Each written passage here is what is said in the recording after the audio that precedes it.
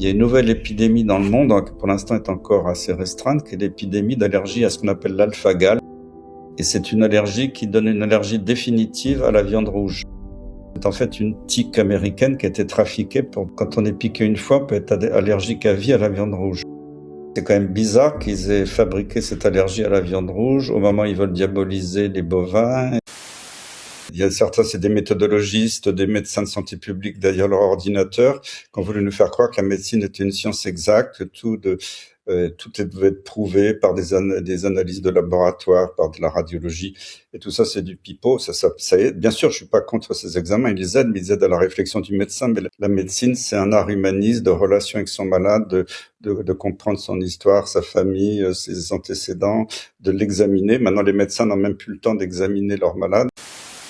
Le problème actuellement, c'est que toutes les données de santé ont été données par Macron à Microsoft. Et Microsoft, c'est quand même sous influence de Bill Gates et puis d'autres milliardaires. En plus, moi, je pensais naïvement que Bill Gates avait payé Macron pour avoir nos données de santé qui après sont utilisées par les assurances, par l'industrie pharmaceutique. Et non, c'est Macron qui gentiment paye Bill Gates pour analyser nos données de santé. Mais qu'est-ce qu'elles vont faire aux États-Unis ? Maintenant, il y a quand même des pirates informatiques très doués qui sont capables d'accéder à toutes les données. Donc, je n'ai pas du tout confiance dans ces gigantesques bases de données. C'est pour ça que moi, j'ai refusé d'être sur mon espace santé, parce que l'assurance maladie mettait toutes vos données. Alors, en un clic, c'est bien parce que le médecin peut voir tous vos antécédents, toutes vos ordonnances depuis plusieurs années, tous vos examens. Et si ça restait uniquement dans le domaine médical, ça pourrait être acceptable, mais malheureusement, on sait que tout ça, ça fuit. Comme entre-temps la population française a augmenté, je crois, de 17 millions d'habitants depuis le numerus clausus. En fait, pour retrouver pas simplement le nombre de médecins qu'il y avait avant le numerus clausus, mais le nombre de médecins qu'il faudrait, puisque la population a augmenté, ce qui est bien plus élevé, je crois qu'il faudrait attendre 2035 ou plus. Donc c'est dans très longtemps. Donc les Français vont devoir gérer une pénurie de médecins qui a été parfaitement organisée. C'est les milliardaires de ce monde qui veulent contrôler tout, contrôler chaque citoyen, la santé de chaque citoyen, et qui, je pense, après revendent ça aux compagnies d'assurance qui peuvent faire des analyses sur les données de santé des Français, etc. Donc c'est assez diabolique tout ça. Cette pandémie, maintenant je l'appelle la plandémie, elle a été parfaitement prévue depuis des années. Il y a toutes les preuves, je n'aurai peut-être pas le temps de m'étaler là-dessus là maintenant, mais des années avant, il y avait des films, il y avait des clips vidéo, des chanteurs, il y avait la cérémonie d'ouverture des Jeux Olympiques de Londres plusieurs années avant, la page de couverture de The Economist plusieurs mois avant. Tout disait, il y a une pandémie de coronavirus qui va arriver. Même Bill Gates avait fait une grande répétition générale quelques semaines avant le début officiel de la pandémie, ça s'appelle Event 201, l'événement 201, qui a eu lieu à Baltimore au Johns Hopkins Hospital et comme par hasard, quand ils ont discuté la préparation, ils parlaient pas du tout comment on va soigner les gens, ça ils s'en foutaient. C'était comment on va contrôler les médias qui forcément ne vont pas suivre le problème et comment on va pouvoir censurer tout ça. Donc, quand on voit qu'ils prévoient une pandémie, ils font une réunion où il y avait des militaires qui étaient là pour comment on va contrôler la population pour éviter qu'ils soient dans le déni. Alors que j'étais un homme du système, j'étais président du collège des professeurs de maladies infectieuses, tous mes collègues m'adoraient, j'étais président de toutes les commissions et on m'aimait beaucoup au ministère, j'ai travaillé avec pas mal de gouvernements pendant 15 ans. Et j'avais commencé à m'opposer au système sur la maladie de Lyme et c'est peut-être parce que j'avais déjà vu comment on pouvait manipuler toutes ces données que quand le Covid est arrivé, ça m'a sauté aux yeux à la première minute. Ça m'a tellement sauté aux yeux que j'ai été invité dans tous les médias. À l'époque, c'était les médias officiels, c'était sur TF1, LCI, BFM TV, CNews. Et j'y étais plusieurs fois par semaine, quasiment de mars 2020 jusqu'à fin août. Et puis j'avais écrit un livre, Y a-t-il une erreur qu'ils n'ont pas commise? Puis j'en ai écrit 2 autres après sur la gestion de la crise. Ça a tellement énervé le gouvernement que l'ARCOM, qui s'appelait le CSA à l'époque, donc l'agence qui soi-disant est la garante de la liberté dans les médias, etc. Pour dire, vous n'avez plus le droit d'inviter le charlatan Perron sur les plateaux. Et je crois que CNews m'a invité, c'est une des rares télés qui m'a invité après la censure, mais je sais qu'ils ont eu des amendes terribles. C'est chouette la démocratie, quand on invite quelqu'un qui a une voix un peu dissidente, on a des amendes. C'est moi, quand même, j'étais soi-disant, un des meilleurs experts. C'est pas moi qui dis, c'était reconnu à l'époque pour gérer les épidémies, les vaccins. J'étais même vice-président à l'OMS d'un groupe d'experts. Et d'un seul coup, je passe et puis j'avais la confiance de pas mal de ministres. Je connaissais tous les cabinets des ministres depuis 15 ans. Et du jour au lendemain, je passe d'un expert respectable à charlatan. Donc, il faut se poser des questions. Parce qu'ils avaient leur narratif officiel et que j'étais le grain de sable dans leur rouage qui les emmerdait pour pouvoir manipuler toute la population française. C'est la peur qui permet de contrôler les populations. Ils sont inspirés, ça avait des nazis, hein, c'est Göring on lui avait dit lors du procès de Nuremberg, comment vous avez pu contrôler toute la population allemande? Il a dit, c'est très facile de manipuler une population, il suffit de lui faire peur. Donc quand on vous dit, nous sommes en guerre, vous allez tous mourir, les Français, honnêtement, la plupart, ils avaient la trouille. Toutes les mesures prises ont été à l'encontre de tout ce qu'on aurait dû faire pour gérer une épidémie, quoi. C'était tellement hallucinant que moi je le disais chaque semaine à la télé. Évidemment, ça ne l'aura pas plu. Avec le recul, tout ce que j'ai dit, on voit que j'avais raison. De voir qu'il y avait cette fraude systématique dans les journaux qui était appuyée par les différents États, par des sociétés savantes, par des médecins corrompus. Tout ça, ça tournait pas, c'était pas normal. Alors le SRAS, il a fait flop parce qu'ils avaient mis au point un virus qui était trop virulent, qui tuait trop, parce que c'était 40% de mortalité chez les médecins, les infirmières qui étaient dans la pièce, qui n'avaient pas pris de précautions, mis de masque. Mais quand un virus tue trop vite, il se propage pas parce que un virus intelligent, il faut qu'il entretienne son cheptel humain pour pouvoir se reproduire et se multiplier. Et c'est pour ça qu'après, ils ont mis 20 ans à mettre au point le SARS-CoV-2. Et maintenant, on a la preuve objective et qui est non contestable que ce virus a été fabriqué. Et c'est pas du tout un virus naturel. Et on a retrouvé dans des échantillons congelés des égouts de Bordeaux, des égouts de Barcelone, du SARS-CoV-2 plusieurs mois avant le démarrage officiel en Chine. Donc ouais, tout ça, ça montre que ça avait déjà fuité avant. Et tout ça, il y avait les preuves formelles, hein, c'est pas du baratin. Le livre de Pierre Chaillot le dit très bien, il n'y a pas eu de plus de morts l'année du Covid due à la maladie qu'une année de grosse grippe. Tout le reste, c'était du baratin à la télé. Et après la deuxième vague, elle est encore plus terrible, la troisième vague. On sait très bien, surtout que les coronavirus, que s'il vient de l'animal qui frappe l'homme, il peut être un peu méchant au début, mais après, il perd de sa virulence tout le temps. Donc, c'était attendu que la deuxième vague soit moins forte, la troisième. À chaque fois, on nous disait l'inverse. Et comme ils voyaient que les vagues s'effondraient, Savéran était génial, quoi. Je suis pas sûr que ce soit lui qui a eu l'idée, mais ils ont inventé l'épidémie de tests. Parce que comme il y avait de moins en moins de malades, c'était plus crédible, parce qu'après, ils voulaient imposer. En fait, l'épidémie était créée pour imposer la soi-disant vaccination. C'est pas l'inverse. On n'a pas fait la vaccination pour protéger contre le Covid. On a créé des PCR, des tests d'amplification qui étaient calibrés de façon à donner beaucoup de faux positifs. Et comme on obligeait tous les gens tous les matins avant d'aller travailler, faire des tests sur des millions de gens, ça a créé soi-disant une grosse deuxième vague. Mais dans les hôpitaux, on voyait plus du tout la saturation qu'il y a eu un petit peu à la première vague. Et saturation qui était totalement artificielle. Elle était organisée en interdisant à la plupart des hôpitaux de prendre en charge les Covid. Donc on concentrait tous les malades sur un seul endroit, ce qui créait une saturation artificielle. Il continue de circuler dans la presse. Attention, il a muté, il est très contagieux, mais on s'en fout complètement. Maintenant, il donne des rhumes et des bronchites totalement bénis. Il n'y a plus aucun mort dû à ce virus. Mais l'assurance maladie continue à vous dire, faites-vous vacciner. C'est pas un vaccin, je rappelle. Hein. Les produits ARN messagers sont pas des vaccins, sont des poisons. Quand ce sera de l'ARN messager autoréplicant, ce qui commence à faire chez les animaux, là, ce sera ad vitam aeternam la production. Donc, ce sera ad vitam très raccourci et pas du tout éternel, hein, je peux vous dire. Au jour d'aujourd'hui, on n'a pas la preuve qu'il n'y a pas la possibilité qu'il passe chez l'homme.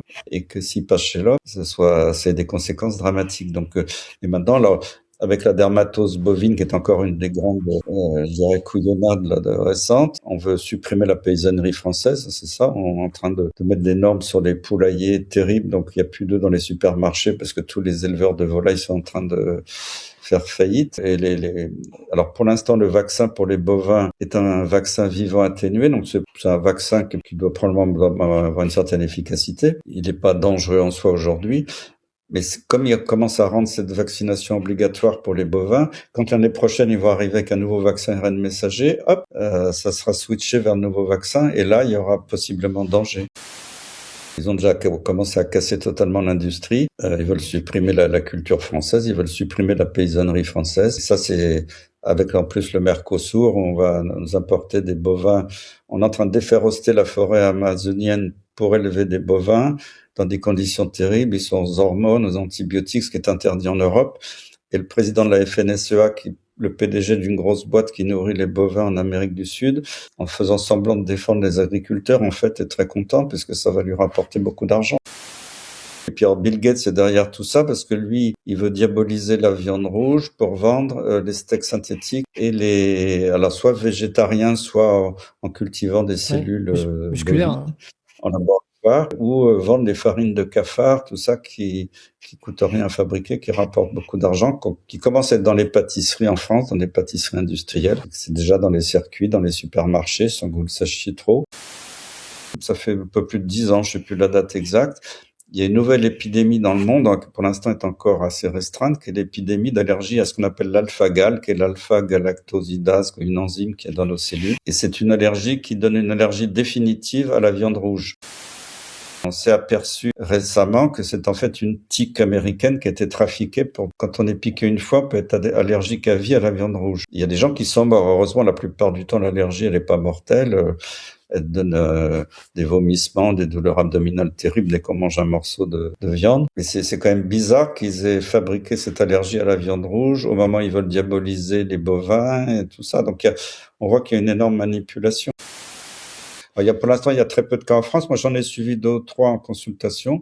Il y a un test diagnostic qu'on peut faire par une prise de sang, ça s'appelle dosage de l'alpha-gal, GAL, et on peut voir si on a cette allergie. Mais il y a le plus gros foyer est aux États-Unis. Il y a un foyer très précis en Australie, à côté de Sydney, derrière la plage de Bondi Beach, là. Quelques cas, mais on voit que ça augmente régulièrement et c'est totalement inconnu. Les médecins sont pas au courant de cette histoire. Mais moi, j'ai vu des malades qui avaient ça parce que quelquefois des malades qui ont été piqués par les tiques ont attrapé la maladie de Lyme, mais ont chopé aussi l'allergie à l'alpha-gal. Soit il va nous sortir un truc très très méchant qui va tuer beaucoup de gens au début, qui va faire flop comme le premier SRAS, soit je suis confiant parce que on fabrique pas comme ça un virus. Ils nous parlent de la grippe aviaire ils ont massacré des millions de poulets aux États-Unis, en Europe, en France, mais je pense que c'est plus pour tuer le monde de l'élevage que pour vraiment des besoins sanitaires. Moi, je suis confiant parce ils peuvent pas, comme ça, d'un point de vue scientifique, sortir un nouveau virus qui soit super chiadé pour être suffisamment contagieux, suffisamment mortel. C'est surtout qu'ils peuvent pas faire d'essais cliniques à l'avance pour valider leurs hypothèses. Mais le grand danger, c'est que cette intelligence artificielle tend à se substituer aux médecins. Et comme elle peut se baser sur des choses objectives, parce que l'intelligence artificielle, elle n'a pas le flair clinique, elle va pas parler avec le malade pour parler de sa grand-mère, de ses traumatismes dans l'enfance ou de faire un peu sa psychanalyse. Va se baser sur des résultats d'examen de laboratoire, sur des résultats de scanner, d'IRM. Et donc, on arrive à ce que je dénonçais au début, à une médecine qui est purement automatisée, purement mathématique, qui n'est plus du tout la médecine humaniste, qui est un art. Et l'intelligence artificielle ne maîtrise pas l'art humaniste. On s'aperçoit que Bill Gates avait fait des essais en Afrique et il avait rajouté des produits, tout ça c'est officiel, hein, c'est pas moi qui l'invente, qui stérilisaient les jeunes filles en Afrique, en Asie. Heureusement, c'était pas une stérilité définitive. Et il y a des études aussi qui montrent en Afrique qu'il y a une surmortalité chez des gamins vaccinés. Ça prouve que ils ont bidouillé les trucs. C'est pas un vaccin classique comme ça qui aurait ses effets. Déjà, avoir une bonne hygiène de vie, une bonne alimentation, de supprimer le sucre. Je dis pas de pas manger une pâtisserie de temps en temps, mais le sucre industriel, surtout les colas, c'est un poison. Aux États-Unis, chaque Américain en moyenne boit 7 canettes de cola par jour. Et on sait que ça tue, ça donne le cancer, ça donne des maladies métaboliques. Maintenant, les cancers du foie ne sont plus dus au vin parce que les gens boivent beaucoup moins de vin aujourd'hui. Ils sont plus dus au virus de l'hépatite B qui a disparu grâce au vaccin. L'hépatite C est en voie de disparition grâce au traitement. Et maintenant, les cancers du foie, c'est dû au foie gras. Le foie gras, c'est pas, au contraire, manger du bon gras, c'est très bon pour la santé. Ce qui donne le foie gras, c'est le sucre. bonne supplémentation en vitamines. La vitamine C, il n'y a aucun effet secondaire, on peut en prendre des tonnes, même par voie veineuse, il n'y a pas de problème. Alors qu'elle est quelquefois diabolisée par l'industrie pharmaceutique parce que ça peut prévenir certaines maladies. Supplémenter en vitamine D, même si on est jeune en bonne santé, alors que maintenant, vous savez, la pression de l'industrie pharmaceutique, l'assurance maladie écrit aux médecins. La vitamine D, ça sert à rien, c'est pas prouvé que ça protège des fractures des personnes âgées. Tout ça, c'est des mensonges, parce que la vitamine D est tellement efficace pour protéger contre certaines infections. Ça avait été montré dans la tuberculose, dans diminuer le risque de maladies auto-immunes. Dans le Covid, ça avait été clairement montré, contrairement à ce qu'avait dit Karine Lacombe à la télé, que la vitamine D, c'était les gens carencés en vitamine D qui faisaient les Covid les plus graves. Et puis après, de supplémenter régulièrement en magnésium, en zinc, en sélénium. Ça, c'est des choses de base que chaque Français, je dirais, devrait, à partir d'un certain âge, intégrer dans sa vie quotidienne. Et finalement, ça nous met pieds et poings liés dans les mains de Big Pharma. On contrôle la totalité de la recherche aujourd'hui. Et ça, c'est pas normal. Et c'est déjà Rockefeller dans les années 20 qui venait d'être le roi du pétrole. Faut savoir que les premières industries chimiques puis les médicaments ont dérivé du pétrole. C'est lui, dans les années 20, qui avait fait un audit sur toutes les écoles de médecine aux États-Unis, qu'on avait fait fermer plein. Tous ceux qui enseignaient des médecines non chimiques ont eu interdiction de continuer à enseigner la médecine. Donc cette censure de la médecine toute chimique remonte aux années 20. Maintenant que les Français ont connu la pandémie avec des mesures débiles sur la plage, les CRS vous couraient après si vous étiez assis, mais dans les cafés, fallait être assis, fallait pas être debout. Et que des ministres vous disent, ah ben oui, le virus dans les cafés, il est en l'air, et puis sur la plage, il est en bas. Il y a quand même des gens qui ont gobé tout ça. Je pense que beaucoup de Français se sont rendus compte qu'on les a pris pour des cons, hein. J'espère en tout cas. Et c'est vrai que si on leur fait de nouveau très peur, que toutes les télés le soir leur disent qu'il y a un nouveau virus très méchant, je suis sûr que les trois quarts des gens vont encore gober et puis être les premiers à faire la queue pour suivre les injonctions du gouvernement. C'est ça qui est un peu triste, mais si on arrive à faire peur aux gens, on les tient comme on veut. Et l'identité numérique, justement, va permettre vous ne serez plus un citoyen normal si vous n'obéissez pas à ça, ça et ça et ça. Si vous n'êtes pas avec le nouveau vaccin, si vous n'êtes pas, on vous coupe votre compte bancaire, on vous refuse l'accès à l'autoroute, on vous refuse de rentrer dans un transport en commun. Et c'est un peu Orwell, là, quoi, ou George Huxley. C'est quelque chose qu'on pensait impensable dans nos démocraties, qui sont plus des démocraties. Mais on a vu qu'il l'avait mis en place. C'est pas de la fiction, ça a été mis en place même en France, dans des grands pays soi-disant démocratiques. C'est sûr qu'aujourd'hui, je pense qu'on est beaucoup plus libre en Russie qu'en Europe. Ils sont allés tellement loin, ils continuent à aller tellement loin, ils sont tellement imbus de leur personne que tout ça va s'écrouler. C'est l'hubris des Grecs anciens. L'hubris, c'est la démesure. Et quand les tyrans tombent toujours dans la démesure et se cassent la figure. Moi, c'est ma conviction profonde que tout ça va se casser la figure. Je l'espère en tout cas, parce que sinon, je reste optimiste quoi qu'il en coûte, comme dirait quelqu'un. Je pense qu'il faut axer sur la prévention, sur sa santé, sur son alimentation, et garder le moral surtout, et ne pas gober tous les mensonges que l'on voit aujourd'hui, et surtout souhaiter une révolution dans les médias. Je parle pas de vous, mais des médias aux ordres qui sont en grande partie responsables de la situation actuelle en mentant tous les jours à la population. Donc il faut rester éveillé. C'est ça qui est important. Apprendre à désobéir s'il le faut, c'est un devoir qui est inscrit dans la Constitution française, hein, je le rappelle. S'organiser peut-être en famille, entre collègues, dans les villages, pour savoir si on nous impose ça la prochaine fois, réfléchir ensemble comment on va résister tous ensemble. Parce que si les gens résistent de façon collective, ils ont beaucoup plus de poids que s'ils sont isolés. Ça, c'est très important, qu'il faut s'attendre à ce qu'il y ait des nouvelles menaces sur nous et qu'il faut s'y préparer. Voilà, mais c'est quand même un message d'espoir.